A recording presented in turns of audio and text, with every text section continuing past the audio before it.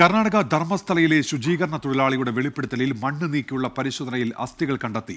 6ാം സ്പോട്ടിൽ നിന്നാണ് പുരുഷന്റെ 15 അസ്ഥികൾ കണ്ടെത്തിയത്. ഓരോ അസ്ഥിയും പ്രത്യേകമായി സൂക്ഷിക്കും. മഴയെ തുടർന്ന് ഓരോ സ്പോട്ടും ഷീറ്റിട്ട് മറച്ചു. 3ാം നാൾ സ്പോട്ട് നമ്പർ 6.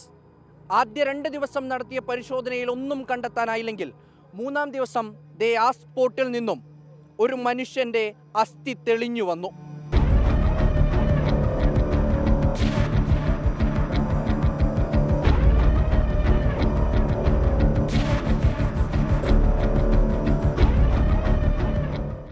രാവിലെ 11:30 തുടങ്ങിയ പരിശോധന 1.5 മണിക്കൂർ കഴിഞ്ഞപ്പോൾ 6ാം സ്പോട്ടിൽ നിന്ന് അസ്ഥികൾ തെളിഞ്ഞു വന്നു.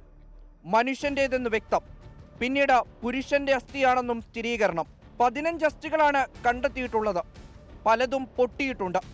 തലയൊട്ടിയുടെ ഭാഗം കണ്ടെത്തിയിട്ടുണ്ടോ എന്ന് വ്യക്തമല്ല. ഫോറൻസിക് സംഘം അസ്ഥികൾ ശേഖരിച്ച ബയോസേഫ് ബാഗുകളിലാക്കി പരിശോധനയ്ക്ക് കൊണ്ടുപോയി. പുത്തൂർ റവന്യൂ അസിസ്റ്റന്റ് സ്റ്റെല്ല വർഗീസിന്റെ സാന്നിധ്യത്തിൽ മഹസർ തയ്യാറാക്കി. നാളെയും 6ാം സ്പോട്ടിൽ പരിശോധനയുണ്ടാകുമെന്നാണ് സൂചന. 7 മൃതദേഹങ്ങൾ ഇവിടെ കുഴിച്ചിട്ടിട്ടുള്ളതായാണ് ശുചീകരണ തൊഴിലാളിയുടെ മൊഴി.